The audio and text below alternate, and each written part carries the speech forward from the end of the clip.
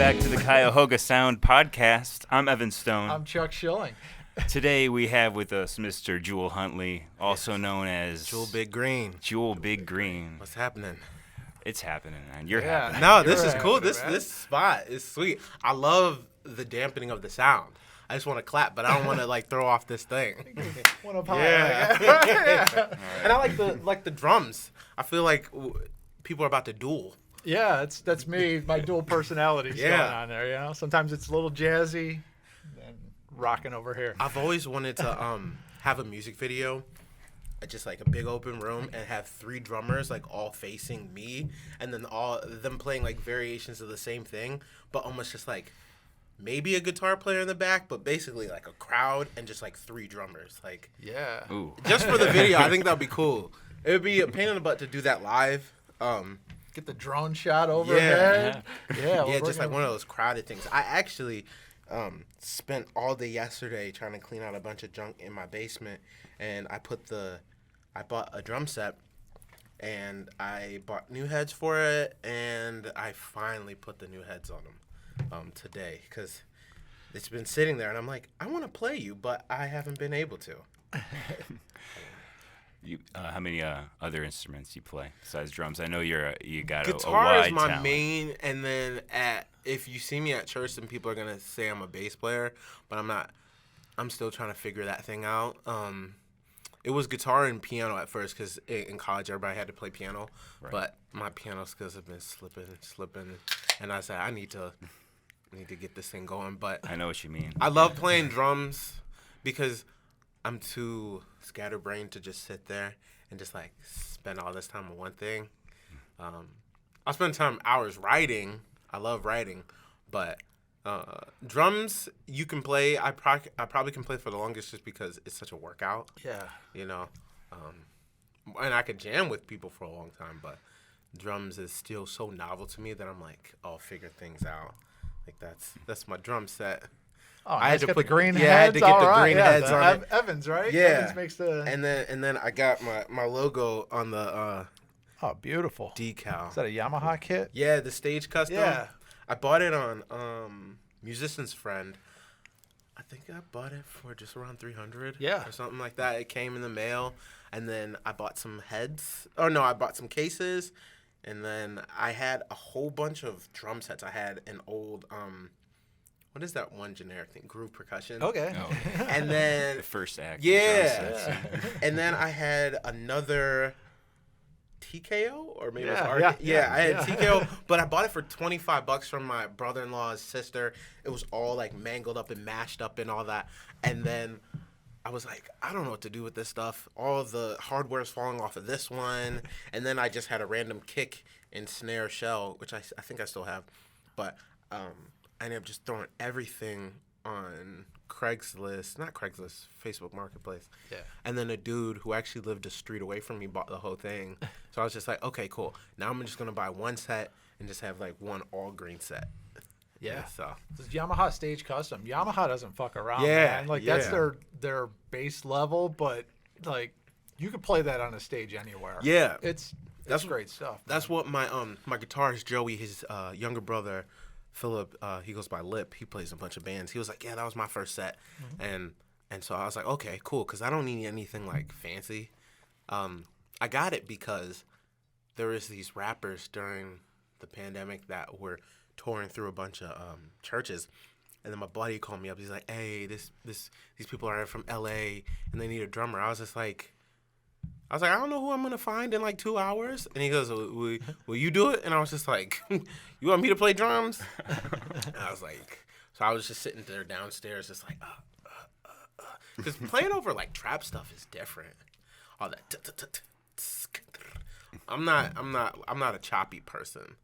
I can pocket, but I'm not choppy. But I made it through, and I was just like, you know what? I should have a drum set just in case this ever happens again. Because it was funny. The one DJ said, he goes, oh, that was one of the best drummers we had all tour. And I was just like, why? He said, because the other guy was too much. And I think he was just doing a lot of flashy, when they're out of time, pushing it back and stuff like that. And sometimes that can throw people off if you're not really like, if you don't get Keep it that. simple. Yeah. So I was just like, Let okay. the performer shine. Yeah. So I was like, okay, let me get a drum set. So I finally got the heads on that. Hell yeah, man. That's a great set. Cool. So you mentioned education a little. Did you went to music college? Yeah, I went to Akron. I didn't know what to do. I was like, should I do English? And then I didn't like my English teacher. After the second semester, I thought she was kind of mean. So I was just like, man, I don't want to do this. And then they're like, okay, let's go to college. And I play guitar. But I was like, how do you go and play blues? I was like, I don't want to do jazz and I don't want to do classical. But I went to jazz track, which was cool. Definitely taught me a lot of things that I should say I learned a lot of tricks that I still need to apply because they just throw so many things at you so fast. You're just like, oh snap, this is like all at once. But I made a lot of good friends that I still hang out with today who have led me to branch into other genres and other things from there. So yeah, I went to Akron. My last semester, I took voice lessons, and that was when I realized I was like, guitar's not my instrument, voice is my instrument, because all the things that I do, like when we're in choir, everybody has to be in one of the choirs, and when we're in it, the doctor or the director, she was like, pretend like you're playing your instrument and then just like walk up the scale. And I was just like, I never do that. I just do it in my head. Even when I'm playing my guitar, I'm like humming this and that. And I was like, you know what? I was like, voice is my instrument. And in 3 months, I probably surpassed what I did in, 4 years in guitar. And then that started me on, I was in a cappella groups. I was in some cover bands, which I really don't like doing. And finding my sound and stuff like that. And so now I work as a songwriter for basically it's like the hallmark of songs. So I make songs for people's birthday. Yeah. That's why right before I came here I was making a song for a soccer team's like warm-up track. Cool. Yeah, that is cool. Mm-hmm. Cool, man. Yeah. So yeah, that was fun. I definitely don't think you need college. But I won't take back all the connections on the friends and stuff that I made. That was priceless, for sure. I need those shirts. Oh yeah, I gotta have my wife make some more. We need to make more. Yeah, those are cool. We have like one for each of us at the moment. But yeah. Oh, my girlfriend has one too. Oh yeah. Did you guys get those made, or did you make them? My wife made them. Oh, yeah. She's got the Cricut machine that cuts the things out. Oh, she made that with the Cricut. Yeah. Wow. So Yeah. it's like glossy. Yeah, it's an iron-on. That's sick. So my buddy's wife has a Cricut, and she doesn't know how to use it. And I'm just like, yo, let me borrow it. Yeah. Definitely. Because I heard that like you can make some cool things. My last T-shirt I made by hand. Let me see if I can find it. But it was a pain in the butt because I did that screen where you have to get the emulsion and then wipe it on and burn the image. And that was a lot of work. Yeah. I was like... I worked for one day in a T-shirt company that did one day the you transfers. knew it yeah, wasn't... I was back in there like washing all the screens and then all the acid and everything. Yeah. I'm like, this isn't for me, man. Yeah, so that's what I... Oh, that's cool. Because I had my CD release, and so we had gotten married, and then... October was crazy, and then I think it was November. We had our in-town wedding reception on Sunday. I had a charity event that I had to DJ and play guitar for Saturday, and my CD release was on Friday. So I didn't have any time to do anything. So I was like, okay, during the day I'm gonna make a bunch of T-shirts because nobody's gonna be able to get a rush order in. So you're a full-time musician, huh? Yes. It's been full-time while still having a part-time working at the rec down the street. I worked at the Macedonia Rec Center for it's been 2013. Yeah, 9 years. Cool. Before then, I worked at Twinsburg for 7 or 8 years, being a lifeguard. It was super easy because they would let me off whenever I needed to play shows, and I worked super early, so I worked 5 a.m. I work super early shift. Awesome. I get off at 1, and then I would play. That's why I'm like a zombie, just because I had the worst sleep habits. just from going out. But it was nice because in the summer I would just take off, and then each summer get longer and longer because I'd just be gigging. I'm like, no, I'm too tired. I'm doing weddings, and the my boss, you know the band Front Porch Lights? Yeah. The keyboard player John, who I actually met in a cover band. He introduced me to my wife actually. He is the aquatics like director over there. So then he was like, you know, you can come over here and work, and I was like, all right, bet. And so then it's great because he knows like, oh, you got a show. You know, a lot of people be like, I got a show. They'll be like, show this, you know. So that was cool. And then last summer, the company I work for, Songfinch, started getting busier and busier and busier. And I was like, yo, these songs are coming too fast. And then during COVID, actually the winter before, so I think it was December 2019, everything started picking up because the company, they found me through my So Far video, like in 2016 when they were just starting off. And nice. It was doing from like one song for a client like maybe every like 6 months. Then it was like a couple songs every 6 months, and then it was nothing for a while. Then it started getting back, and they found their niche, started changing things around. Then by 2019, there was like, I did like, I don't know, I think like 10 songs that month or something like that. And then everything shut down, and I'm just sitting at home just like, this is cool. And I was like, I got a interface and all this stuff. I should learn how to use it. And it was crazy. It was like a God thing. It was like right after that, the company just like blew up. And then I started doing everything in my room, and then just like tweaking, learning stuff. And then I got some cool like licensing opportunities. Got to make like a national commercial, which wouldn't have happened if I hadn't had all this like stuff with me, and then started tweaking it. And then just this last December, I went from doing like 10 songs like the last year to doing like 50 songs in a month. It was like, my brain was like, I was like, that's why I like, and it was busy, and I usually go back to the job in like late fall-ish, but I was so busy ramping up towards Christmas. I was like, I'm gonna still be gone. And we got a new director at the time. He goes, what the heck happened to Julian? He's like, you still work here? I was like, yeah, you guys will see me more in March. So I poke in my face every now and then. But honestly, that's the move, is like getting out of that and being more into music. So I'm like February I had like so many events with the NBA All-Star and all that. But I said, you know what? I can't be mad because all the stuff I'm busy with is all music stuff. Yeah. And I was like, and that's the move. Everybody always says you want to be, you know, living off of music. You can't live off of music. Everybody thinks that there's either, you know, karaoke superstar and there's like rock star. And I was like, there's that huge area where people can live comfortably within music or live even comfortable hobby, or, you know, there's a big area, and I'm glad that I'm somewhere in that area. Well, now.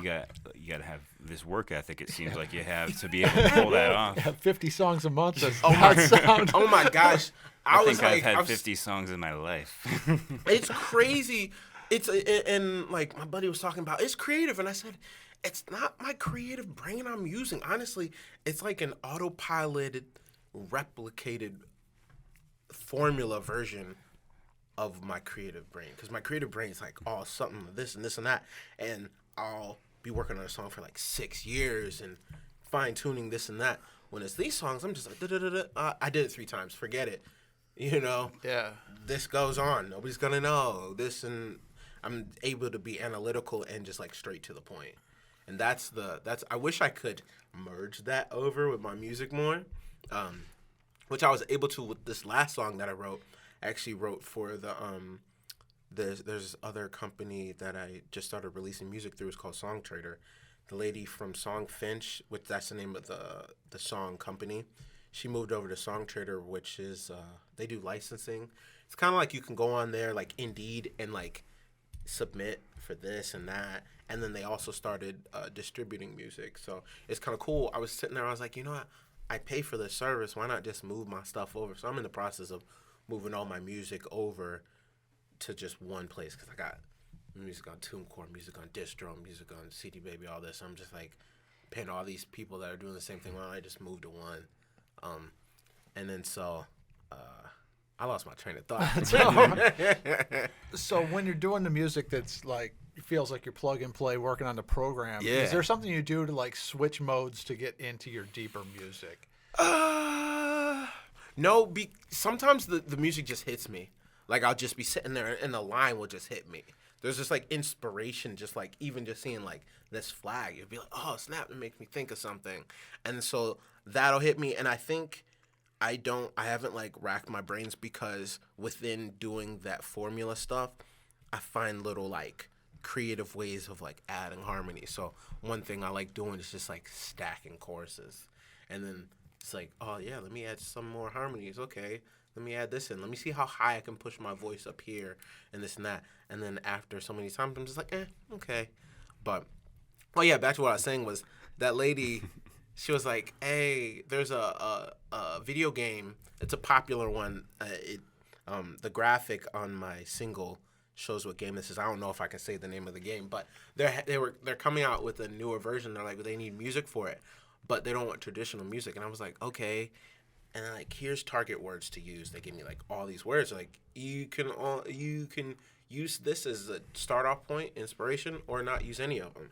I was like, let me see how many I can cram in there. So I grabbed like half of them. The only thing is I'm a procrastinator, so I waited till I got home from recording at church, and I think I had 2 hours. It was like, I think I started working on a song at like 10, and I had to put in the song at midnight.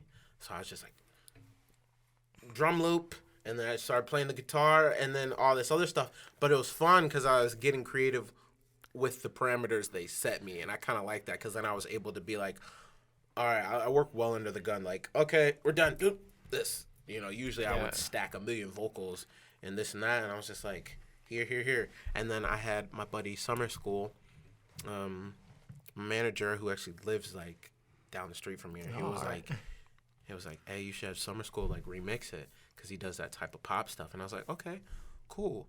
And I liked how he remixed it. He was able to add some plugins to get the vocals a little bit more crispier. But it was kind of cool because I feel like more empowered. I'm like, well, all right, I recorded these vocals and they sound good in my attic, sitting down. Usually I'm standing, everything has to be in this mode. But it was cool. And then I was like, you know what? And his mix doesn't sound that much different than mine. I said, I'm going to get better and try and have a single that I fully do myself. Maybe one day if I can get myself to it, because usually I'm just like, no, it's not good. It's not good. I think Prince did all his vocals sitting down. Yeah. It's weird. I don't really like sitting down, but with the volume that I do of songs, I need to because I would just be standing all day. Yeah. My butt would be tired. And my last present that I got from my mom before I moved out was this Lazy Boy chair, and that thing is so comfortable. I'm just sitting there. Sometimes I fall asleep. Oh, snap. hat gone. I know. Symbol caught it. We're good. Yeah. That's the part about having all this hair. One reason is like the longer my hair gets, the less my hats fit. Yeah. And then every time you hug somebody, it's just like, I know it's about to fall off, so sometimes I don't even do anything. I'm just like, you should get one of those strings. yeah. Little cowboy. Like a bungee one, it pops right back. Mm-hmm. That's funny, like the birthday party kids. Yeah. Little hats. Cool. Oh, man. Well, it sounds like a sweet gig you got. What led to this is in your childhood? What got you into music? So my dad sang at our church, and he sang in my best friend's dad's band, and he would go around just like playing all the time. They would go around the local scene and just play, and so I just grew up like singing with them. And then my mom always liked to sing. She played in the high school band as a kid. My sister sang in the choir at school, and then my brother, he started playing bass. I remember when he was like, I want to play bass. And I was just like, what's the bass? Like, what is that? Because I'm like, 12. And then I started playing guitar. He got a bass one year, and then I got a guitar and just started jamming, watching him play watching people play and then looking at some chords, and then started jamming along with my dad's my buddy's dad's band would play. I would like kind of just like jam along with them, and it started being in like youth group bands, and it just kept going. But I always loved music. Even as a kid, I was when I was cleaning out my basement yesterday, I found a bunch of old things. Like, I remember at 12 years old, my mom taught this class at church, and they had every fifth Thursday, the kids would like do all the music. And I remember I had like my little like karaoke machine. I put like a little cassette in there, and I had this thing, and I started singing, but I was nervous, so I pulled my hat down. It wasn't a hat, it was a visor. Remember the visors? And I pulled my visor down low, and I remember I was rapping, armpits were sweaty, and everybody was like, ooh, that was so good. And then I was just like, and then I made a flyer for it when we did it again the next time, and so it was always, I always wanted to sing in choirs and be in bands. And then I just slowly, as more opportunities came up, and then just bored summer kids, 2016, 2006, my buddy got a 4-track recorder and recorded the tape with like, we had a paper plate and a napkin as our like pop filter, and we're just like rapping. And then I remember we put the tape in, we're like, why won't it play? Because it's a 4-track. And I was like, my brother's like, you need to play it in the actual player. And then we like recorded that to CD. We had this little rap group called Illy Mob, and we would go around. And then 2007 is when I met. We did this talent show, and I was supposed to be in this talent show with this girl and this other guy. We were supposed to play like some covers and this and that, but that all fell through. And then we were still signed up, so then I was just like, let's bring the whole squad. So my 2 buddies, they were just like hype manning in the back because they don't freestyle. My other buddy beatboxed, and we would make up. We had this this stupid group, and we would make up freestyles about food. And so we would like come up with a little hook, and then we would just freestyle the verses all day. Like, there's a song by Nick Cannon and called Gigolo, and we remixed it and we called Jello. And we were talking about Jello and like sweet rolls and stuff like that. And then we were known back then for having a song called Kool-Aid in My Cup. And we would come on stage and throw like bags and bags of Kool-Aid on everybody, make it rain, you know. So that was fun. And then just coming up, and then when we started playing after that competition, the CD started skipping. Oh. And then so we were sitting on stage just like. So my buddy just goes, boom, boom, boom, boom, boom, and it starts, and I start freestyling over it, and then they're just like, okay. And then we won Applebee's gift cards. And then after that, there was a guy who introduced me into the music scene, and then I played at the Kent stage, and then Peabody's, and that's when I started getting into it. It was like 17, and I was just like, okay. So that food hip hop group. Yeah. Were you guys called the Rappers? No. So when we were talking about, that's funny. When we were talking about food, it was me and my buddy CJ who made beats. We were called the Buckwheat Boys, and we'd always go, Otay. And then, nice. And then when I was like with the serious rap group, we were called Illy Mob. And that was fun, and that carried it on, and then one by one, people started dropping off, just people getting older. But me and my one friend, Tone, we were like, no, let's take this thing. And we went heavy for like a good year and a half. And then I started getting into other things. He had a kid, and so then he had to do that. I went to college, started playing guitar in other bands, and went that route, and then finally came back, and I was like, no, it's time to start releasing my own music. What year is this? This is 2015. Cool. Big break. I first heard of you in 2012. I think I met you in 2015. Yeah. That was the year that we came back into the scene when I was just going by Jul, and I wasn't Jul Big Green. And we played from 2011 to like 2012. Actually, technically, it was like we started 2011 in December. So it was 2012 to 2013. We just hit it heavy for that year, and that's when we were pretty closely attached to Wanyama and Tropodelic and Yeah, it was that Tropodelic feature that I first heard you. headphones. Yeah. Actually, it was funny when I was going through all this old junk at my house. I found the original lyrics that I wrote nice. for that with all my little annotations. Notes. Yeah. Cool. Yeah. That was Nice. I remember I was trying different things at the time when I wrote that. Because Rhodes is like an older brother to me. I met him back when I first played the Kent stage in 2007, and then we played Peabody's, and they were playing, and then we just kept up with each other. I actually have unreleased Tropodelic stuff, and I remind him about it. And I remember one time we were in Columbus, and I told Rhodes I came up and I started playing his song, and he was just like. He walked away. He goes, "You're not my friend no more." he goes, and then he texts me at like 6 a.m. the next morning. He's like, "Hey, burn that." But it's funny. It's great stuff. Burn it onto a CD. Yeah, I got it on my Google Drive. I got old school Tropodelic stuff. So cool. No, it's been cool seeing them and seeing other bands.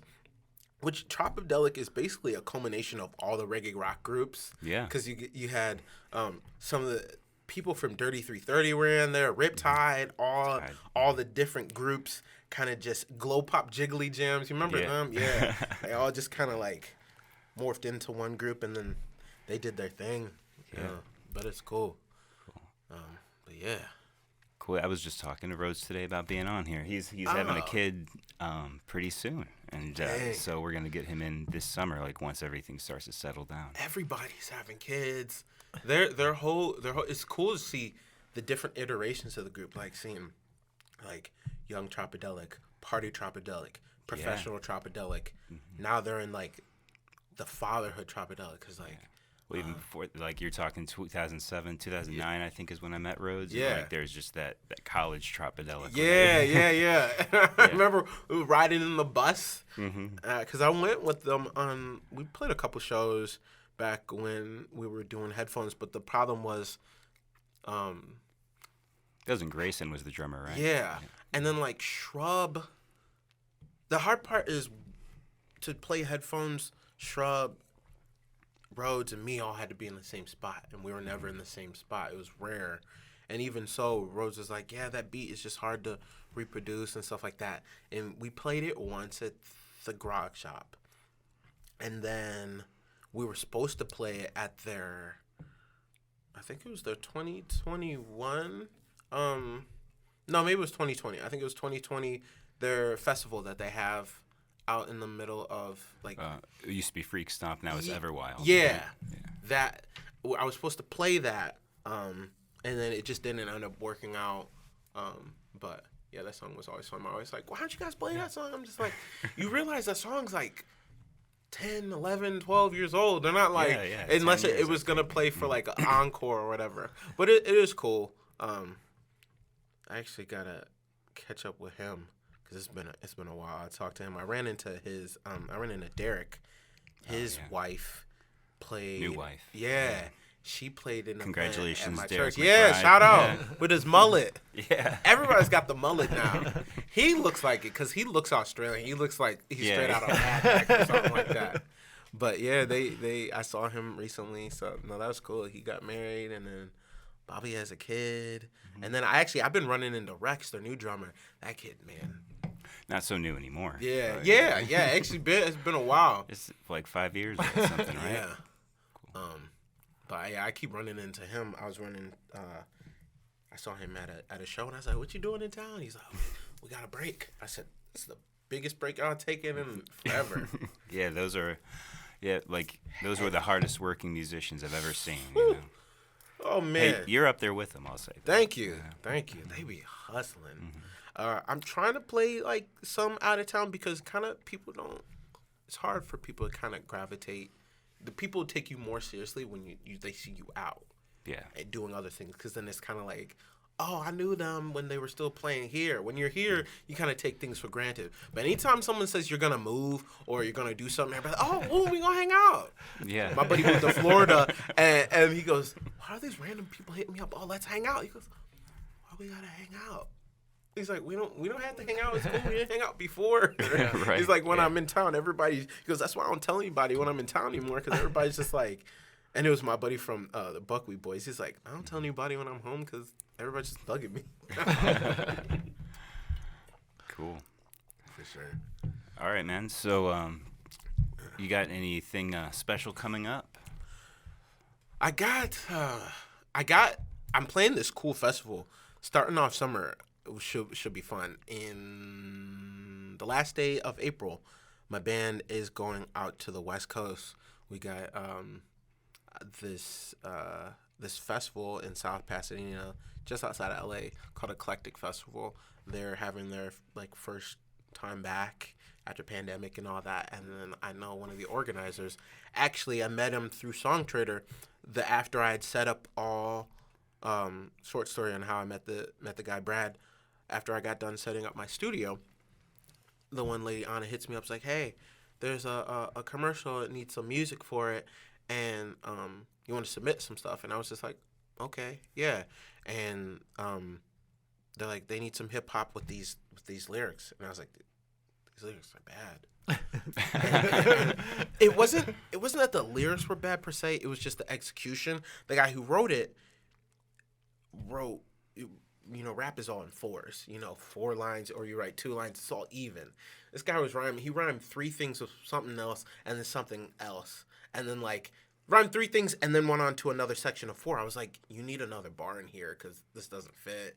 But I was like, what style do they want it? They're like, we don't know the style. So I just went and got a bunch of different instrumentals, recorded the song like 7 different ways, and I sent them all in because it was like a 30-second demo. And they liked the choices that I gave them. And I was like, pick one style of hip hop, and then I'll just recreate a beat like that. And then they picked just kind of like old school-ish, because a lot of people in that commercial spectrum are still like behind the times. And then so I started working on the song. 30 revisions later, the song gets accepted. And then I find out that the guy who actually approves the song hasn't even listened to any of the versions. And this is after probably 48 hours of just like nonstop, like no sleep, just going on the song. And then they're like, oh, this isn't like how the demo sounds. I was like, yeah, but who have I've been talking to? Oh, that's the dude under me. And then so I literally had to scrap the beat and started back down, remade it. Oof. It sold. So it was cool. And the music supervisor, a dude named Brad, he's done like commercials. He has a Sears commercial with Johnny Cash. He's done Super Bowl commercials, this and that. We created a friendship. He's a bluegrass-ish, folky singer out in Pasadena. We started being friends, and then he hit me up. I was like, we just kept up with each other, and he's like, hey, I want you to come play this festival. So we got that festival coming up, and then some shows in the summer. And I'm going to try this summer to start releasing more. I like keeping my music to myself. Got any Cleveland dates? Yeah, we have. They're far, though. It's like... You're doing those public square shows, right? I am doing the public square. I don't really like telling a lot because it's kind of hard to park down there and like get in there. Like when I'm playing like my little solo stuff, I kind of just like chilling. But it's a built-in audience. Yeah, though I will say some of the built-in audience that comes with downtown is very stressful. I will. They're bugging you? I have, and it's like there's just like, God bless them, but there's just so many like, I would say eclectic people.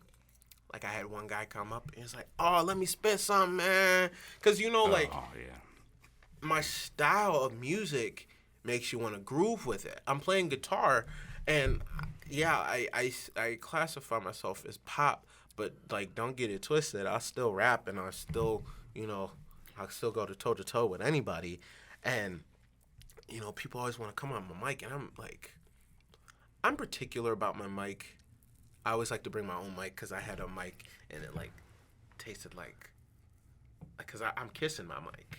Me and my mic after I'm done have a real close relationship, and I don't like it when I tasted like burnt cigarettes and like cheap beer on my mic, and I was just like, no. Or like somebody got a cold off of a mic, so I was just like, nah, let me just bring my own mic. And I have a nice flat mic, so I can kiss it very nicely.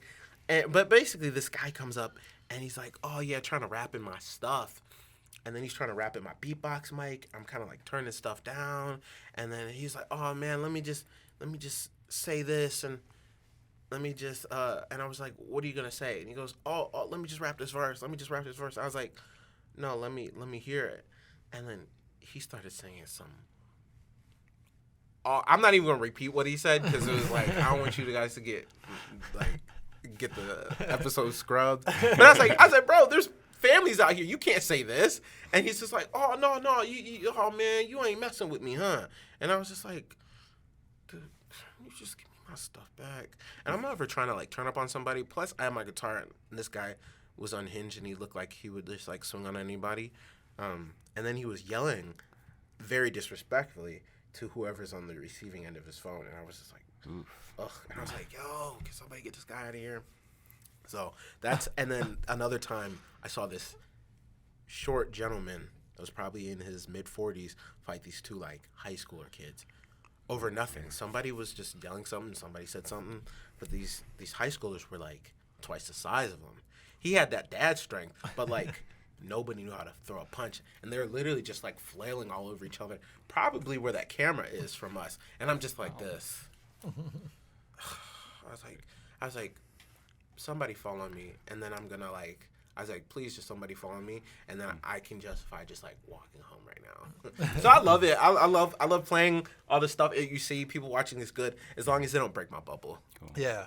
So it's still worth it with like the risk of that happening. Did you do those shows? Yeah, it 100%, because the one thing that really helped after COVID was people realized how much they really love music and how much art is good for people's mind, body, and soul. And so they started paying people appropriately in what they asked for. And so I've been lucky to being able to play at least like once or twice a month since consistently for the past year. And that definitely helps the pocketbook. And it's fun because I'll just like figure out little things and I'll loop. And then I get into like my little experimental, like I'm just kind of jamming with myself. Like when I'm playing by myself, I'm not really like in MC mode where I'm like interacting and talking with people. I'm kind of just like more introverted and just like jamming. I'll just be like, oh yeah, that sounds good. And just kind of, get lost in the music. So it definitely is. And like I play at a place called Pinstripes in Pinecrest, and that place is great. They're so great. They give me food, they pay me, and then they have they always had the partitions, the little banner things, and I never used it until somebody was like wouldn't leave me alone one time, and then I was just like, yeah, I see why this thing is here. So there's ways to get around that, but yeah, it's definitely still worth it. Yeah. I'd like to go back for a second. We were talking about making this commercial and doing 48 takes and talking to all these different people. Have you ever thought about, like, have you ever documented that? No. See, I do a lot. There's a lot of stuff on my phone, and I did record a lot of, like, me, like, recording different things, and I still have all the different versions on my laptop, but it's definitely a high-stress, chaotic environment, but it's addicting. It's fun. It made me think of, have you seen the South Park, like 6 Days Till Air? Or I think that's called. It's a documentary where it's that rush to get it. They do those episodes in 6 days. They have to come up with the idea, animate it, and to be a fly on the wall for that process, I think would be really entertaining. Yeah. So that might be something I know I'd watch. All the back and forth is just crazy. And the problem with me is I document a lot of stuff, and then I start to post, and then it's just not looking right, and then I wait too long, and then I'm just like, screw it. Like, I have so many drafts of stuff, and I'm just like, I wish somebody could just do this stuff for me, but it is a lot of fun, and it was crazy, because I'm talking to this guy, he's like, oh yeah, I like what you did with this track, but it had waviness in it, and I wanted to do woolly and a little wonky in there. And these are like, I'm speaking verbatim.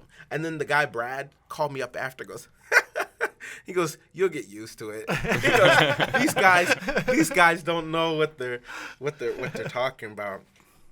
And I was like, yeah. I said, what does he mean? I was like, and then you guess, and they go, yeah. And then after a bunch of guessing, you're just like, that's not what you meant, you know. And then so trying to be able to speak the business person's language and translate that into creative music language, because there's enough disconnect between the artist and the engineer, let alone within music, let alone somebody else who's a client trying to look for a commercially something sounding. I've dealt with that before. I feel like it's just them wanting to get their hands in it. Yeah. You know, you changed it when I said to change it. All right, I had something to do with this track. They just want a little bit of the credit for themselves. Yeah. and like working for Songfinch, that'll happen every once in a while. People will be like, hey, I want a revision. And they, luckily, thank God, they have liaisons that take care of that stuff. Like, I don't talk to any of the people unless they hit me up inside and they'll say thank you. Every once in a while I have somebody be like, hey, how do I go about this? And I'm just like, hey, just email the people. I like just being removed and not having to do it, because some people will ask some weird things, and sometimes they'll just flat out tell them no. Like, what do you want? Like, and someone's like, oh, I wanted the song to be this beat. And I was like, well, the song's already made. What do you... And, like, one guy was like, I want that exact beat. And they're like, well, basically, you got to pay for a whole new song. And so I had to take the stuff, harmonize the melodies and all that and make it. Or the most common is people they don't proofread when they write their briefs. And they'll put something in there, and I'm just like, you didn't read this out loud because you sound like a jerk right now. Like this one lady was like, I love my man. I want to know I do everything for him. I do all this stuff, and he shouldn't do this and that. And I was like, it sounds like, oh yeah, don't take your girl for granted. But I was like, you want this to be a love song and this and that. Or like, one guy was like, I dated my wife's best friend, and then we broke up and I got with her. And I was like, I put that in the song because that's the first of the story. I put it in very tactfully, but then he was like, yeah, let's take that out. And I'm just like, don't put it in there. Or another common one is people will mess up their anniversary dates. Like one lady had me put in October 11th and was just like, no, it was like October 20th, and then was like, put in October 21st. I'm like, you should know. You wrote this in there as the must-have. They get 3 or 4 must-haves, and then I was just like, yo, please proofread and read these out loud to yourself so that you know like how this stuff's gonna sound. This is an example. Like, this is one I'm gonna do tonight. Look like that. You gonna read it out, Evan? Yeah. All right. All right. Must-haves. Big Sur, achieving results, working together. Favorite memories together. Okay, talk about all this stuff. Yeah.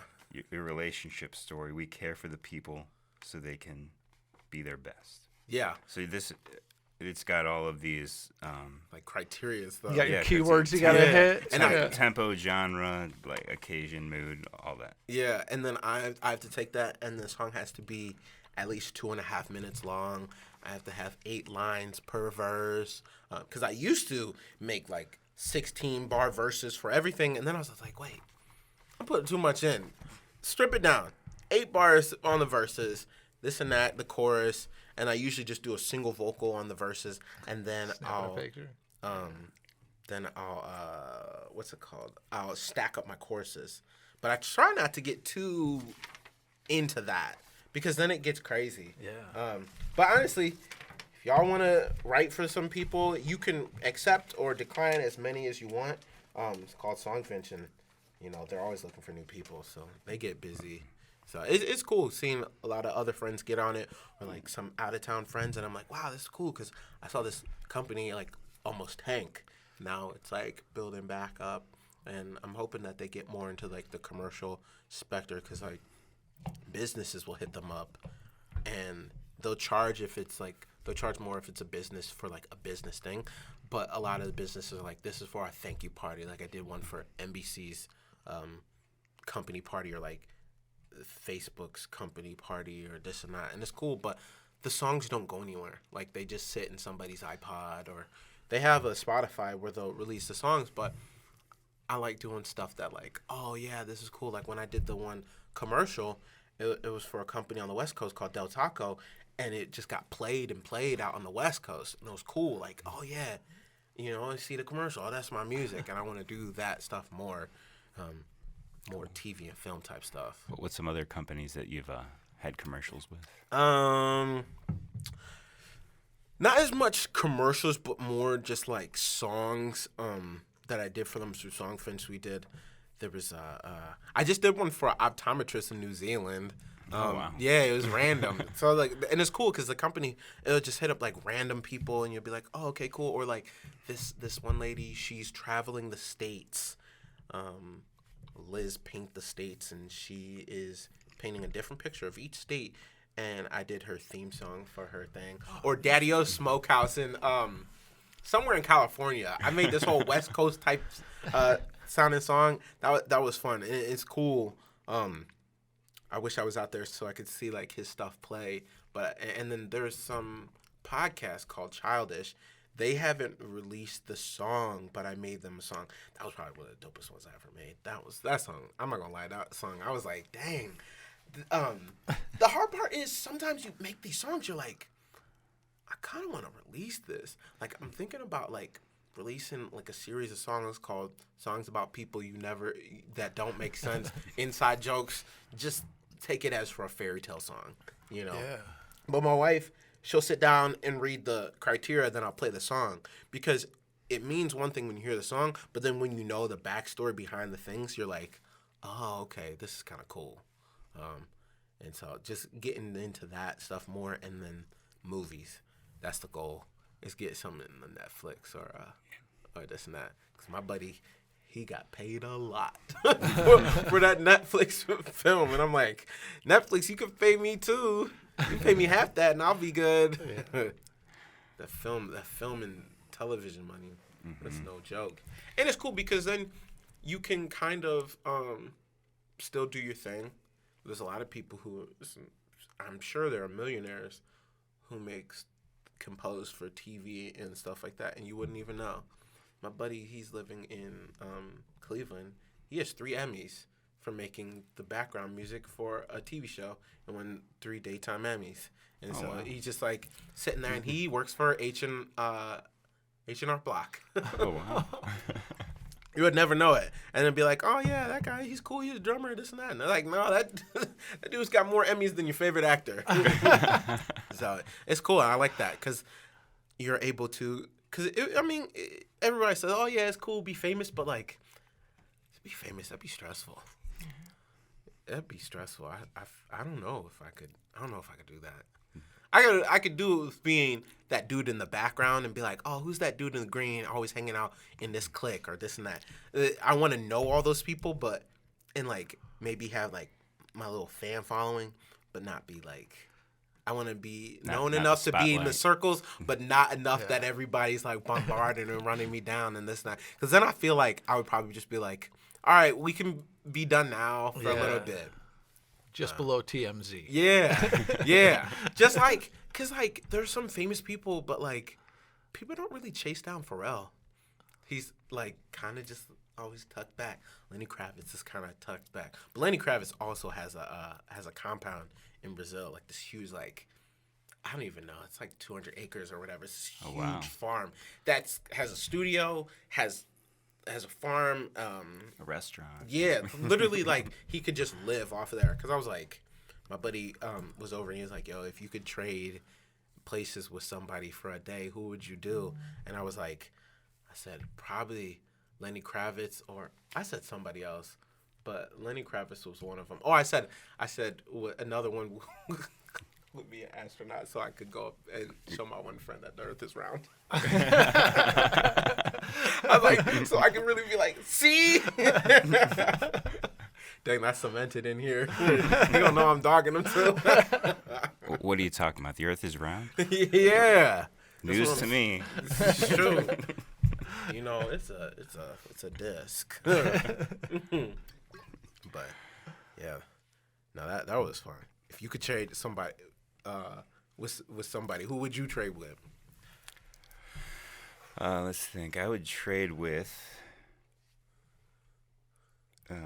Get back to me. Let me think about that. Yeah, that's where I'm at. That's a great question, Yeah, man. there's I found a lot of fun things lately. Like there was this one and was like, take the letters of your name and create a lineup for a band for a concert. And you could take any, as long as it fits like a crossword puzzle. And it was, hold on, I wrote mine down because I was like, this is actually kind of cool. And just fitting in, oh, okay, who can fit into my lineup? This is mine. And my full name is Julian. I had John Bellion, who's one of my favorite singer-songwriters and producers. Okay, you can use any letter from your name? Yeah. Oh, okay. Lupe Any letter from their Fiasco, name. Colony House, Magic City Hippies, which I got to play with them at Grog Shop, and then they become my favorite band since. Lenny Kravitz and then Kanye. Where's Magic City Hippies out of? They are from Miami. Cool. They kind of got that like Latin-y, make you want to move your butt type music, but they're like, the main group is 3 white dudes in like Hawaiian shirts with their taco meat hanging out, and they just like groove, and there's these 2 Hispanic brothers that play in their touring band, and they'll play like groovy music, and the singer will be singing like some pretty stuff, and then he'll start rapping, and he has like the TC Helicon stuff, so then his voice will start like, going super low, and they're just so tasteful. And then Colony House, I saw randomly in Willoughby, then I saw him at South by Southwest just randomly, and then I started paying more attention to them, and they become one of my favorite bands. They actually, I wrote a remix to one of my songs after seeing them like just completely destroy it. They played at the Grog Shop, and the drummer on their last song climbed the I-beam all the way to the bar, and then like surfed the crowd back to the front. He literally scaled it like Spider-Man, and then drops on his drums and is like playing. Whew. And then that's why now that was Colony House? Yeah, now that I've been more involved with Bright Winter, they're like, we usually go to like temp people, and they tell us like what who's like the regional bands to be like a headliner or this and that. And I was just like, you don't need them, you got me. And I said, here's a bunch of bands, here's their social media, here's a good video. I was like, I can do all this stuff in my sleep. And I said, and half these bands are local, and either all these bands I know somebody or I can get in contact. So luckily they picked Colony House. I had never heard of them. Yeah. And so when I saw them on Bright Winter, I'm like, wait, Yeah. who is this? Who is this on Bright Winter? So they're from Nashville. Nashville. And All right. do you know Anthony Foti? Yeah. So Foti is cool with the drummer in that band, and there's some other people that I knew from church that were cool with the guitars and stuff like that. So I would see them around. There was an old singer in the '90s, an old worship leader named Stephen Curtis Chapman, and yeah. So those are actually his sons. Oh, cool. They just turned My mom had his cassettes. Yeah. Mom used to listen to them too, and then they just turned into some rock stars, and they just smashed. Did you see the set? No. When they played? No, I didn't go. They were Bright was such a good year. I thought it was going to be a good year being back, but it was nice. It was cold. I'll admit it was cold. Was it still packed? Yeah, it was pretty packed. There was a good turnout. I was managing the one stage under the bridge, so I'm not usually like in the management of like people type of role, but I know how musicians think, so it was nice. I was able to like reach out to everybody and keep everything going, but keep a good flow going. That's tiring. Mm-hmm. That's why I always think like the engineer and the sound guy and all that stuff, because I'm like, man, without y'all, this is not fun. It's fun for a time, but I couldn't do this like on a tour and then just like set up this thing and tear down the stage, and there's a lot that goes into that stuff. Mm-hmm. I always think the sound man, back when I was playing in Kent, back in 2007, I remember this one guy. Yeah. I remember this guy, he goes, all right, y'all, I gotta go. This sound man effing up my set. And this and this and this and that. And then he goes, and then he flicks him off, and then the guy goes, all right. And he goes, F me, and he turns down the faders. And I'm sitting there just like, you look like a jerk. Even if they are messing up with your stuff, like, give them some grace. They could be having a bad day. The sound system could just be being haywire just to be haywire. That happens. Yeah. I have something, I check it 1,000 times, and then when I get to the gig, it's just not working. And I was like, and so I'm like, throwing off the sound man is like, I don't know. It's like pissing off your catcher. Like the catcher in baseball. It's like sabotage. Yeah. It's like you need them. They make you sound good. They can turn up all the highs, turn down all the lows. And some sound men get super embarrassed when I'll be like, there's 6 people in my band, and I'll be like, all 7 of us, thank you, this and this and that. Me, da, da, da. And I'll name the sound man. That's why sometimes you'll see like stuff written on my hand. It's usually the sound man's name because I forget names so quickly. And then you'll see like sound man just be like, same thing. But yeah, the sound. Thank you, sound man. Mr. Mackey. Yeah. Okay. Mackey's crazy. This little rig. This is a brand new rig. I just got that like last weekend, so I'm enjoying it. How many inputs? It's got 16, so I'm able to do the podcast, and then we can take down the table, and we can do a jam and record everything. Wow. So that's the goal here. Wow. And I like how it's so small. Yeah, it's like a toaster. And it's one of those ones where you can control everything in the live situation with the iPad or whatever. iPad. Yeah. It's kind of like a more compact version of the X32. Yeah.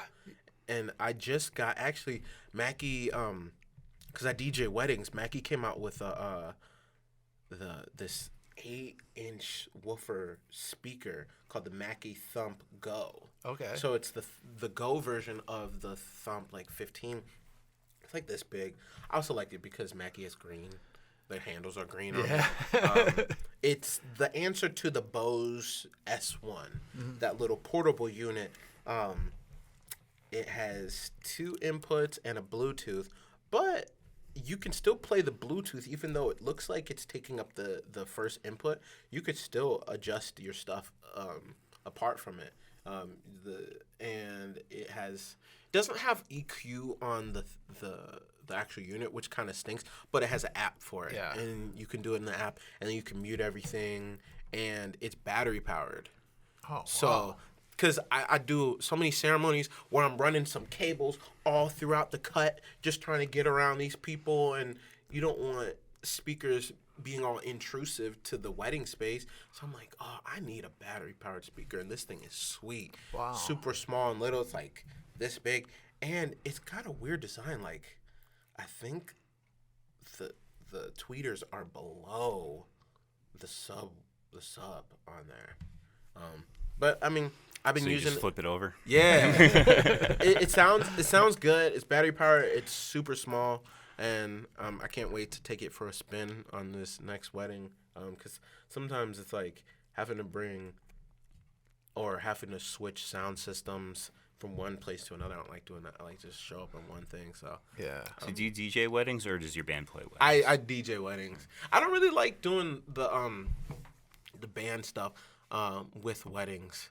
Ton of covers. Yeah, see, that's my buddy told me a long time ago, and no shade to anybody. He's like, that's a musician's nightmare, just having to play the same songs over and over and over again. It's about the money. Yeah, and that's the thing. Like when I'm by myself, I make more money than and it's less effortless because I'm like, I'm potentially like about to lose my voice to sing somebody's songs that I haven't written. And the hard part about me, I'm a writer through and through. I could write a song and memorize it in 1/8 of the time that it would take me to memorize somebody else's song. I'm so bad at memorizing songs. I'll memorize it and then it'll go out my head. I work for this company, which was on accident. I was just helping out my buddy. It's called Rockstar Telegrams. You could be like, hey, my mom's having a birthday. She likes this song, and then I show up, sing Happy Birthday. Like I just had to go to the VA and which was I don't like going to businesses, but I had to like bust into the VA with a guitar, sing "Happy Birthday" to this lady singing "My Girl." But then like right after the song's out my head, I sang Journey, I sing Hall and Oates, I sing Bruno Mars. I couldn't tell you what those words are now. You know, I always have to. I sing Kid Cudi day and night with my band. I like to put that in my live set, and I forget the words all the time. I have to look up the words. I'm just terrible. But yeah, cover bands at weddings. I like it. I like live like strings for the ceremony. For the cheaper version, you can have somebody play that. But then if you got somebody playing like the first half of the wedding and then a DJ after, because the hard part is I like tribute bands more than I like cover bands, because tribute bands hone in on one specific artist and then they hone that and you're like, wow. But then you can only rise to that ceiling. You can't get bigger than them. That's how we met. We did the Chili Peppers one. Yeah. And that's cool because then you're just like, oh, wow, we have a shared interest for this. But then sometimes it's kind of like when you try to sound like everybody, you kind of sound like nobody. Mm-hmm. And then it's like, I could just as much easily play that. There's a lot of hip-hop songs that are fun to jam to, but they don't have the 808s and all that production that goes into the songs. So then it just kind of sounds kind of flat. Yeah. And yeah, but without a cover band, I would not be married. My buddy, Matt DeRobertis, I met him in college. He was like, hey, man, you want to rap for some money? And I was just like, yeah, we're broke. We're in college. Got in this group called Iconic with my buddy John Doyle from Front Porch Lights over there. He was in the group. And then you ever heard of 95.5 The Fish? There's Christian station. Yeah, there's the morning host, Sarah. She was the lead singer, and they needed a guy in there to do the rap parts. And so I came in, I rapped my stuff, and I'd leave.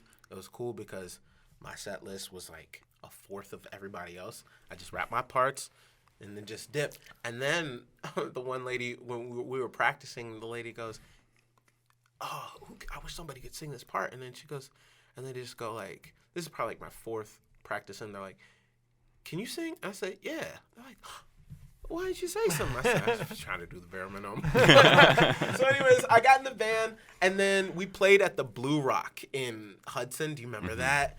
And then my wife she was walking home, and her friends had drove by, and they're just like, yo, hop in the car. We about to go see JD play. And she was just like, all right, let me change clothes real quick. So she wasn't even supposed to come. She came, and then I came late because I didn't have to be on stage, so I'm just sitting there. And then I guess she had said to her friends, like, who's the guy with the green pants? And then I hopped on stage, and she's like, oh, he's in the band. So then after I got introduced to her and all her friends, and then all that. And then she had said to her friends that I was cute, and I remembered her name. There was like, I feel like there was like 10 of them, and I was just like, I remember that one. I remember this one, and I was just like, yeah, that Amy girl, she was kind of cute. But I didn't think anything of it. And the next thing, John comes back in ready for our last set, and he drops this napkin, and it says Amy. And I said, oh, thank God, it's the one I remember. I was like, okay, cool. And my buddy, he was like, yo, you got to wait like 3 days before you call her back. And I said, I could be dead in 3 days. So I called her the next day. I was just like, hello? And then we started hanging out. Actually, I found that napkin when I was cleaning Let me out. just say that was a great white person accent. And then I found the napkin yesterday because it was just in all this junk. And then so we started hanging out, and I was thinking about making a song about how a napkin changed my life. Yeah. And then Cool. we started dating we met in 2012, started dating 2013, got married 2019. It's crazy. It's almost been 3 years. Wow. But 10 years since we've been together. This August. So Well, how does a relationship change? Like once you get married, when you've been together so long.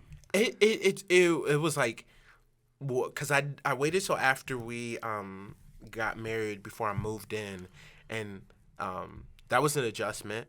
But then I was like my buddy was asking me, it's just like, what is your relationship like what does the relationship bring to the table? Because he was in that point where like it's not that he's not appreciative of his relationship. He's just so set.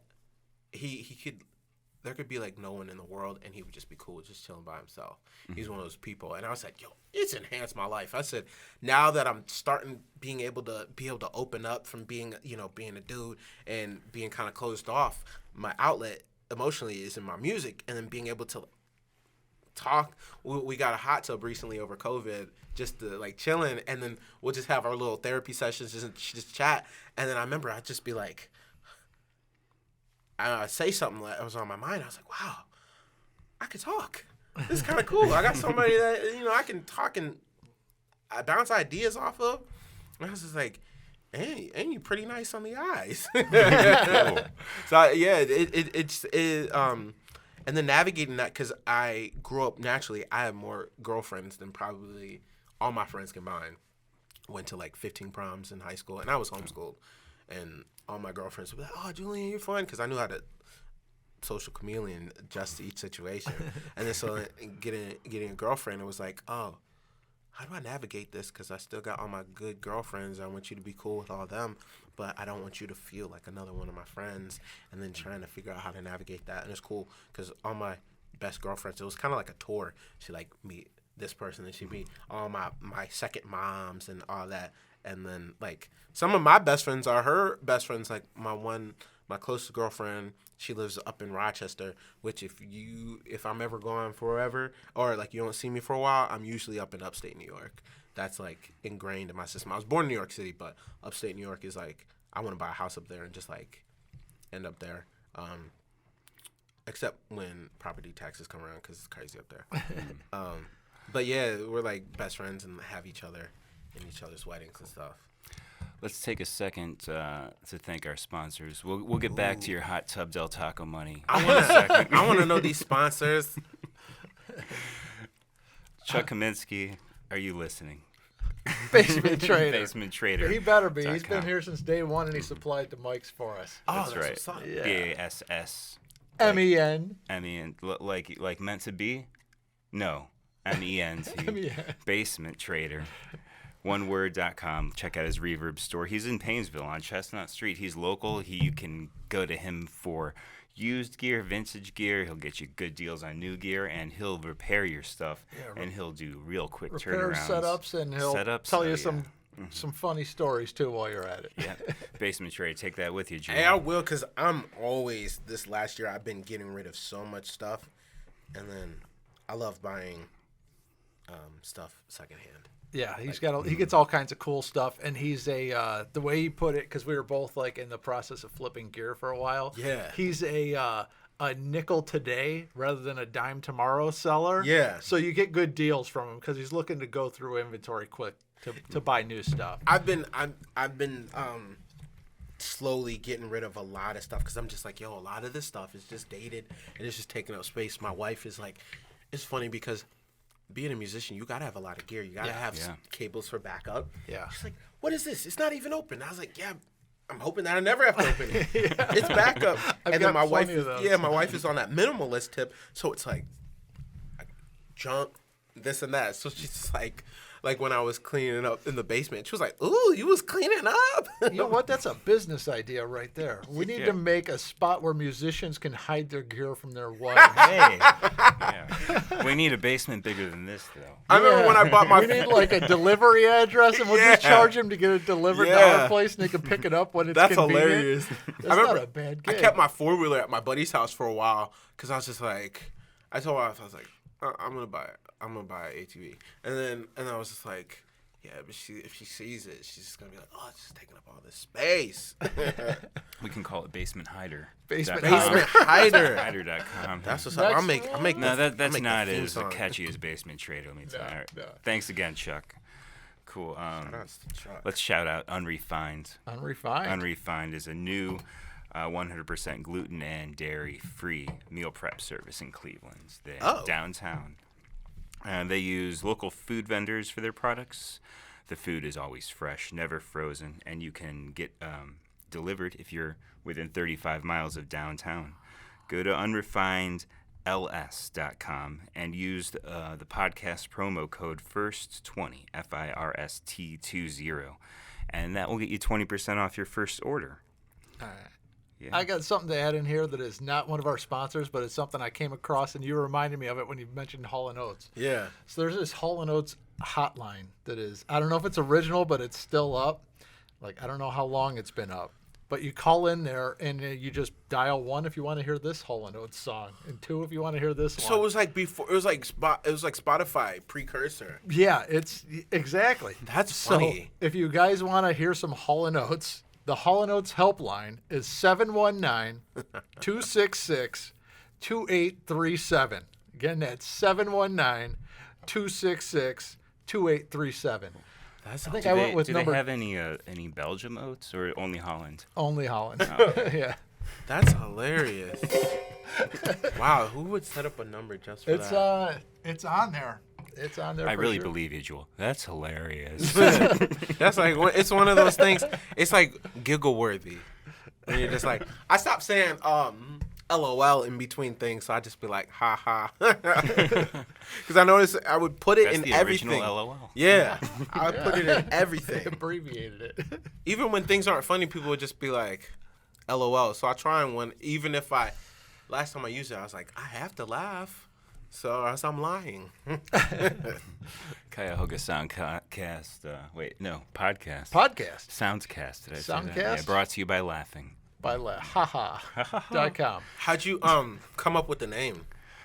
Uh, I mean, self-explanatory, but like, I think we had a lot of ideas and just crossed them off. Yeah, we went through what was already taken online. That was a good part of it. Well, I think like we had a few left, and then you're like, "It's Cuyahoga Sound." I'm like, "Thumbs up." Yeah. Yeah, we figured, Cuyahoga Sound kind of fits the, the waterway, the sound area. Yeah. So we went with that. That's cool. That sounds very It's vague enough that we don't have to limit it to musicians. yeah.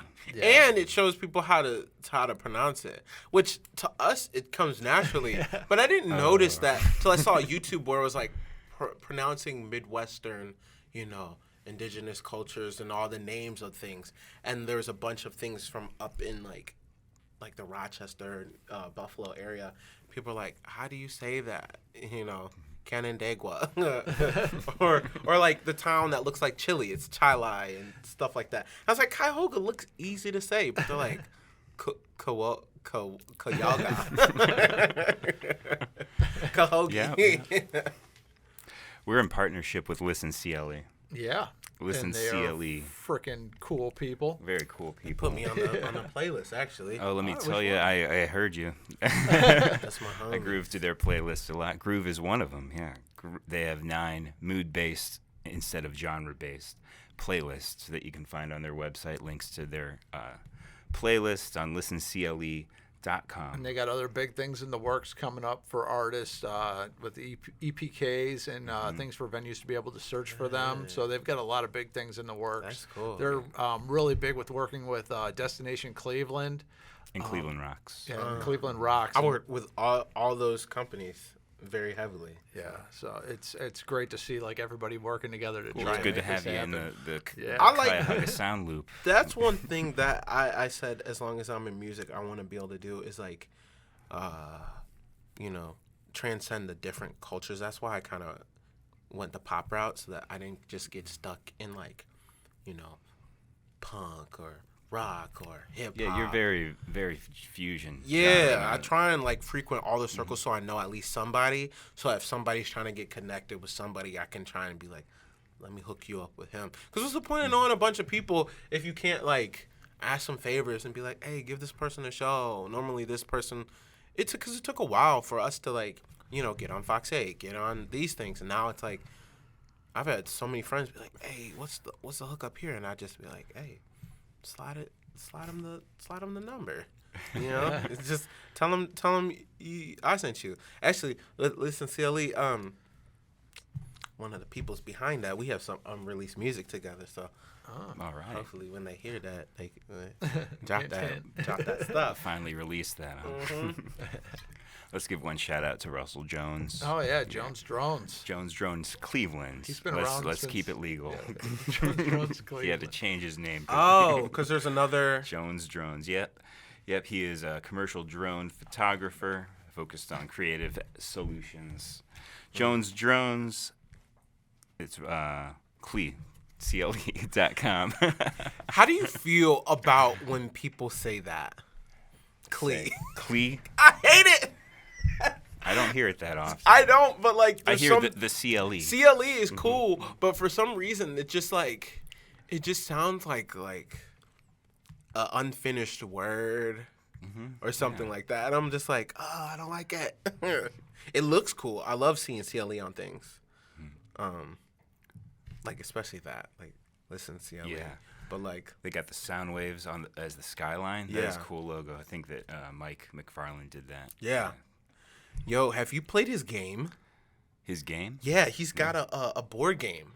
No, I haven't been to the manor yet. He's got a I have it at the house. It's called dang it. Why am I it's called Pest Control. And he has It's like a board game? Yeah, it's like a whole board game and each room has an infestation and each player is a pest person and you roll all these pieces. It comes with like 100 different cardboard pieces and this and that. It's like legit. And you like roll these dice and you do all these things to try and exterminate your room and like build up this stuff. It's a pretty elaborate game. So I got an autographed copy of that. I always when all my friends like do stuff like that, like my friend just released a book. I was like, I'm probably never gonna read the book because I'm so scatterbrained. But just having tangible stuff from my friends.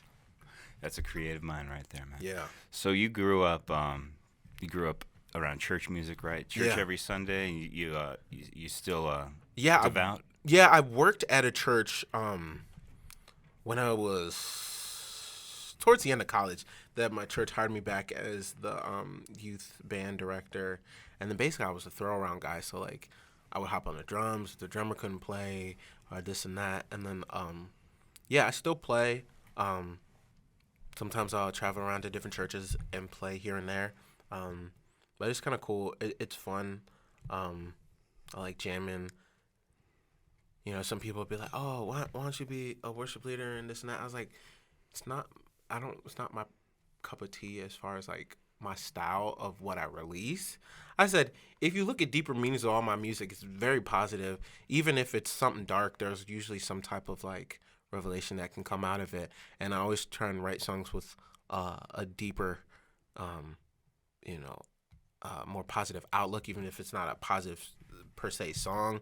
Which is hard because even the songs that I'm like, oh yeah, I wrote this dark song. Somebody's like, oh, this song's so positive. I'm just like, oh, I didn't know that.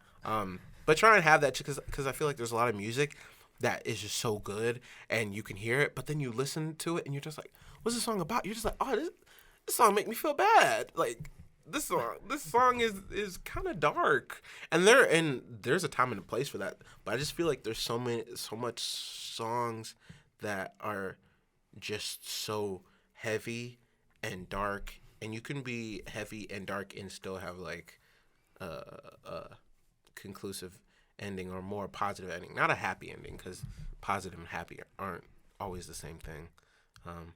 Because I just feel like there's a lot of youth that gets poisoned with a lot of stuff, so I try and like poison people a little bit more, just because there's a lot of stress that people have, and music can affect your mood.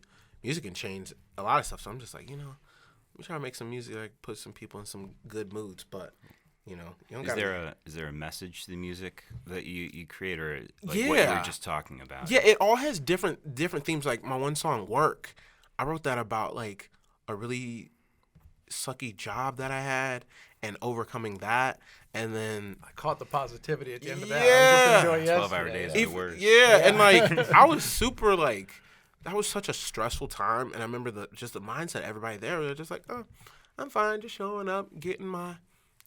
Such and such money. I was like, "Oh, they're shorting our change." I was like, "Yo," I said, first of all, they were shady, and we would work 12-hour days.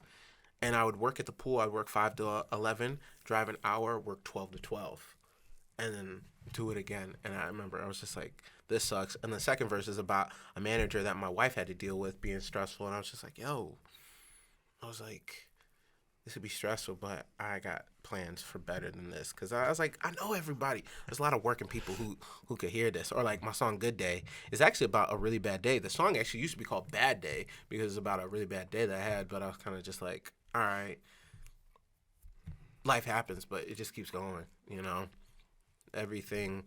And I sometimes I don't even try. Like I went on Elijah Bisbee songwriting retreat, which was like, I felt like that was like a supercharge to my songwriting. Like I unlocked a lot of stuff, that things that I was like, I've been meaning to try, but I didn't know how to try. Like, for instance, writing a song without rhyming. Like I wrote a kind of R&B rap song, and I'm very, like, I love rhyming on rhyming on rhyming. And I wrote a song, and I was just like, I want to make it not have any rhymes, and you not know that it's not rhyming. But there, even those songs, I was like, everybody's like, oh, he's so positive. I was like, I didn't even set out with that intent. It's just, I think sometimes just what's on my heart just kind of just comes out regardless of if I wanted to or not. Because I don't set out to be like all bubbles and stuff like that. Which is hard because in hip hop, which is why I like going the more pop route, because in hip hop, the good guys are regarded as corny. You know, Will Smith has sold more records than a lot of rappers, but he's never regarded as one of the greats. You know, Logic, Macklemore. Some of those people have done corny things, but like just to say like the happier people kind of just get regarded more as like, oh, that dude's corny. People want more kind of a rugged stuff because it was like birthed out of like the mud with that style. But I like having hip hop themed stuff, but still being able to talk what I want to talk about. Because I also got to talk about like what was true to me. But I can get like I remember my buddies had this song. It's called Bullets, and they was talking some real stuff, and I was just like, I'm not gonna talk about no guns or nothing about this, but I could talk about like what it's like growing up in Twinsburg and getting pulled over in Parma every time you rode through this and this and that, and you know. So I think you know, the positive outlook kind of just comes out sometimes regardless, no matter what I do. Cool, man. All right, Big Jul Green. Yeah. Is that a Jul Big Green? Yeah. You know, I've been doing that since I known you. I'll mix it up in my head and just say it as many times. I was say it wrong. Just talking. I was every time. The girls on Locally Grown, they were just having my buddy Joey James on, and he was like, yo, they call me Joey Jones. They put it on my thing and this and that. And then like I'll show up to venues, like when I played downtown, they had Big Jul Green on my sign. I was just like, I told Tyler, I was like, yo, tell them to switch that. And I was like, they just had it. And I was just like, yo, can you just like put the sign away? Like, I don't need that there. I was thinking about having an album and then just like having it up, like Jul Big, like it's pronounced Jul Big Green or something like that.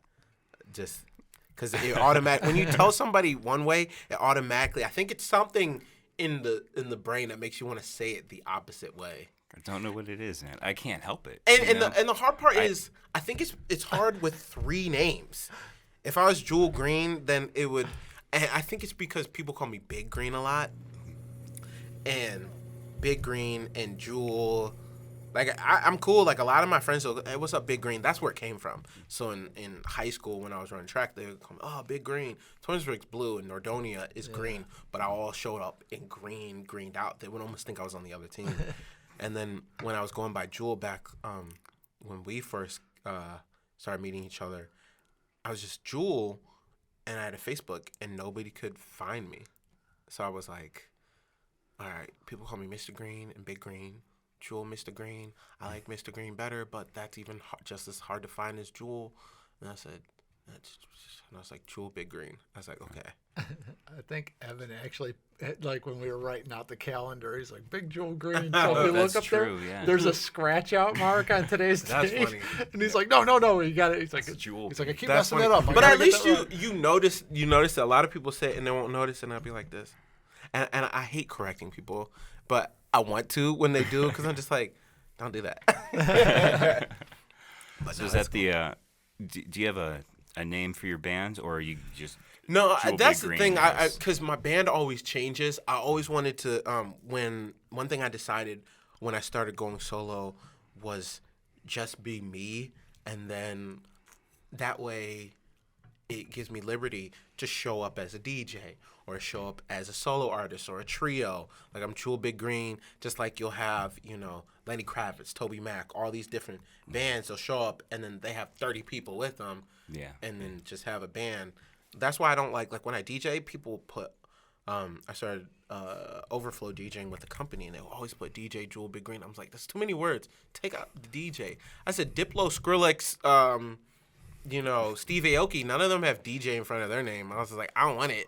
I want to be known all across the board so I don't have to, act a different style for this or that. Like, Deadmau5, he's here, but over here, he's Deadmau5. I just want one name and then just be Jul Big Green. If I did have a name, we had this joke that my guitarist dad, Joe, used to call my band because we would rehearse at his house, and every time we rehearse, it's a different drummer, different bass player, different this. So he calls Jul Big Green and the Availables.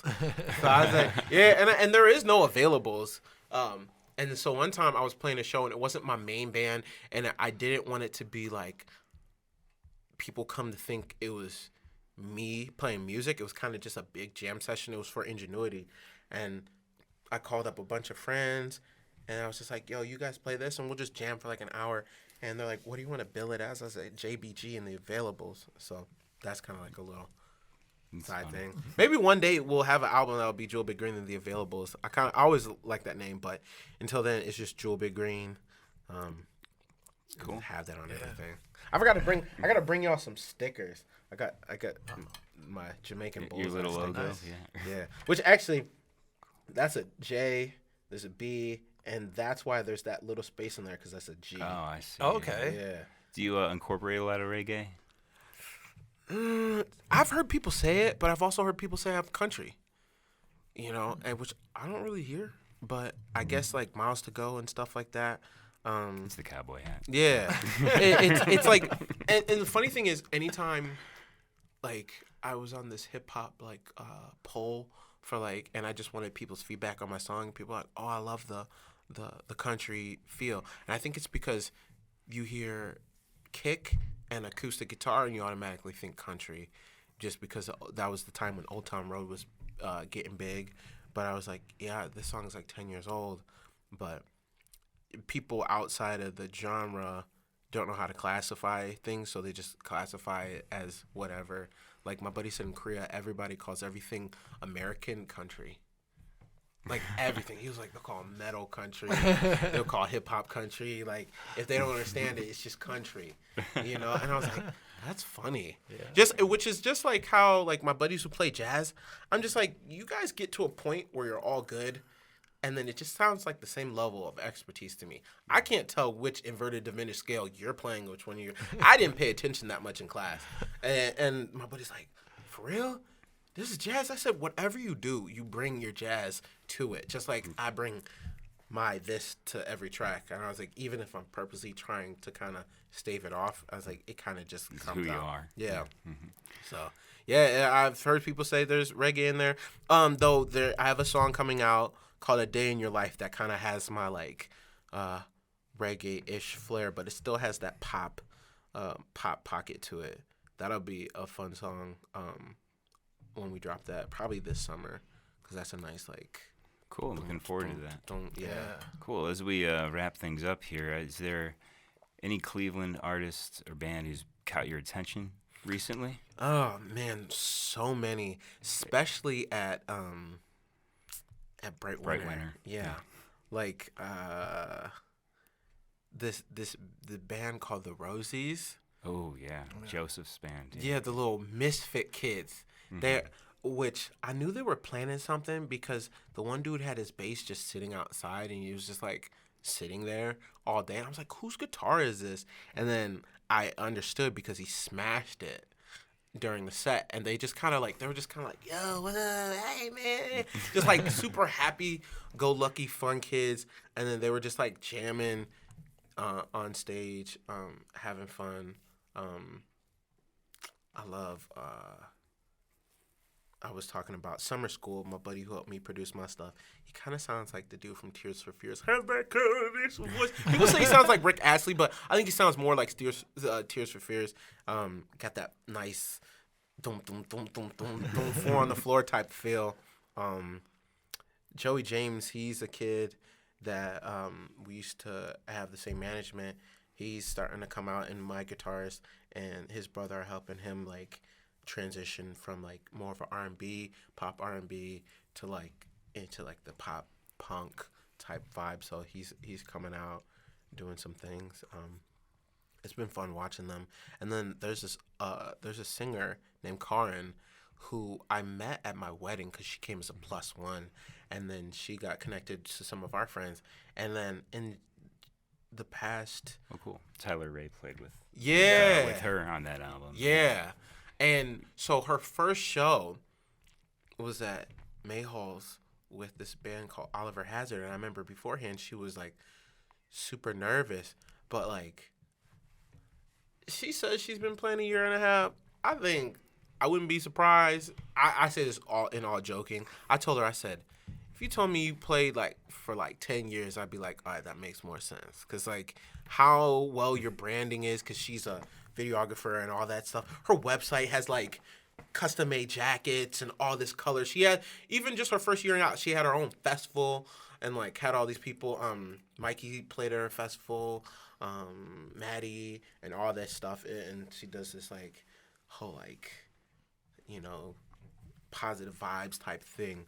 But she's having a series of concerts at like little locations, and her grandpa wrote a book of poems, and she put the poems to music, and then it's playing, and there's like she'll sing, and then it'll fade out, and then it'll be like a video.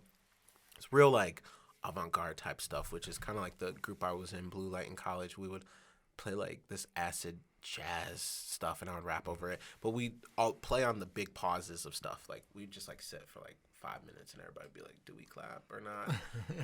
So yeah, that stuff. There's some really crazy bands, and I'm always looking for more and getting more bands plugged in, because it just makes the scene look more diverse. Like all the bands that we had at Bright, it was I loved it.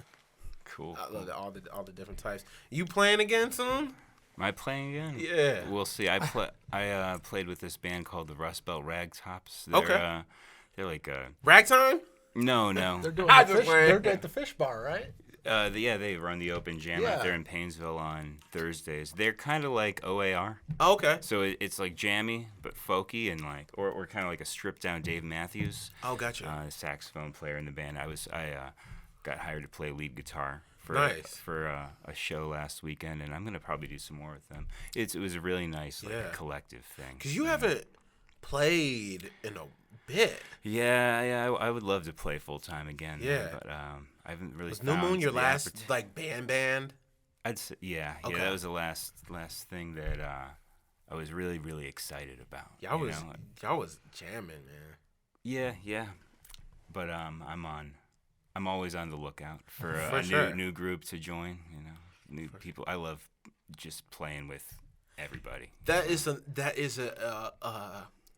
itch that I like to scratch every once in a while. Getting to be able to play the backseat and support somebody, because I know being a lead singer what I like to be supported as. So being able to be like my buddy Archie or my buddy Casey, I would play guitar for them, and I would know where to come in and this and that. Okay, this is how we do this. Let me help you make this, just to make things flow more smooth. That's where I've always been in bands, and like I'm thinking maybe I should just start releasing my own stuff that I've been writing over the years. Start my own band, start singing. Yeah, it is fun though to be the lead singer. Though everything rides on you. You know, you set the tone, you set the mood.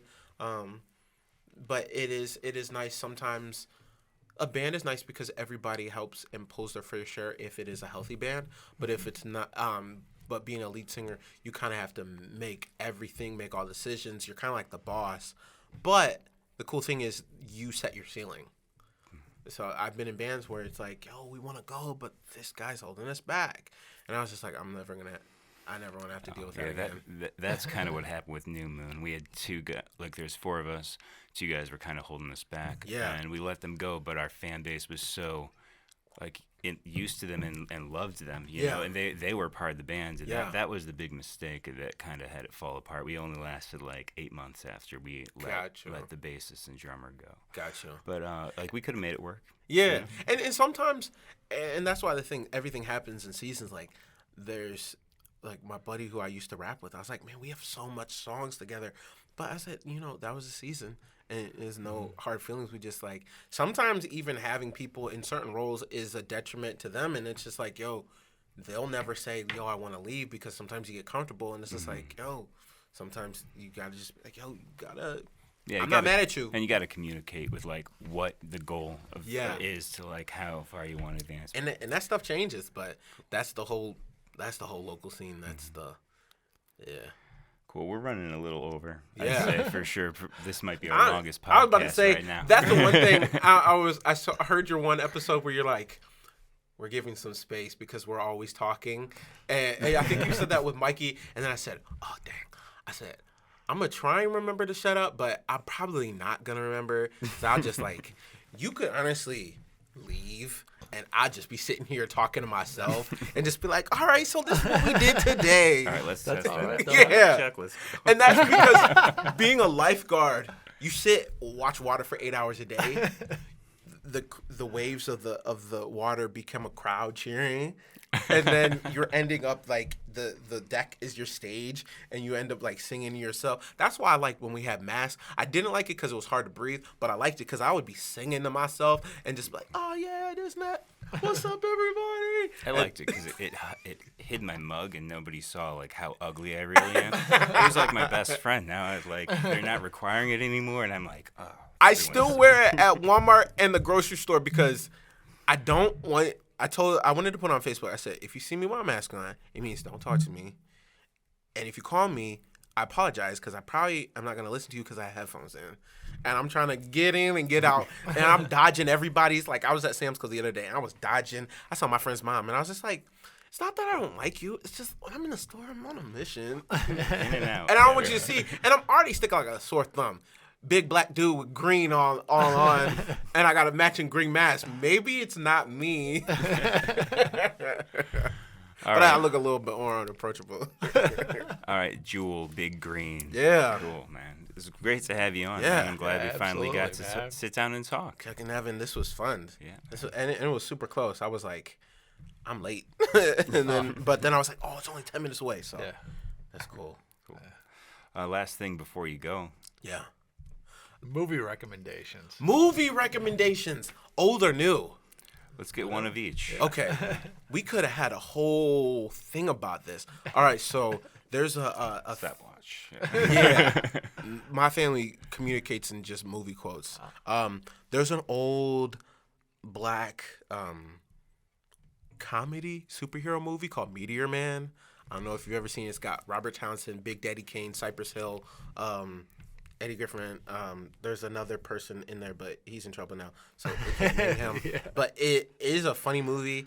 That's an old movie. That one's a classic. Meteor Man. Yeah. That used to be advertised in the back of comic books. Yeah. In like the early 90s or something. At the Sinbad's in it. There's so many people in it. Right. When Kendrick Lamar came out at the Super Bowl, the main gang is called the Golden Lords. Don Cheadle's in it, and Don Cheadle is one of the Golden Lords, and they have these suits with blonde hair. And I guess Kendrick Lamar's outfit choice of his backup dancers was an ode to Meteor Man. Oh. Yeah, it's like an old classic. So that movie, and then Guilty Pleasure, Parent Trap, the new one, not the Haley Mills, the Lindsay Lohan. There's another new one. The Lindsay Lohan one, not the one from the 50s. Oh, okay. Because you got the old one, but that's probably my number one like my feel good like movie. Yeah. So Meteor Man and Parent Trap. Parent You want to Trap. feel good? Watch Parent Trap. If you want to laugh, watch Yeah, Meteor Lindsay Man. Lohan one. Yeah. Not the Olsen twins. Yeah. Well, no, that's It Takes Two. Don't get me started. I have a whole. Oh wait, that's not the Parent Trap. That's It Takes Two with Kirstie Alley. I got all those. I used to be big on Mary Kate and Ashley back in the day. Ashley was my girlfriend back in the day. I was telling my buddy, I was like, yo, look at all these Mary Kate and Ashley books. He goes, yo, just burn those. I said, no, I'm giving these to my daughter. I grew up with 2 older sisters and 2 younger sisters. Yeah. So I was always around. Yeah, Mary Kate and man. Ashley, they were obsessed.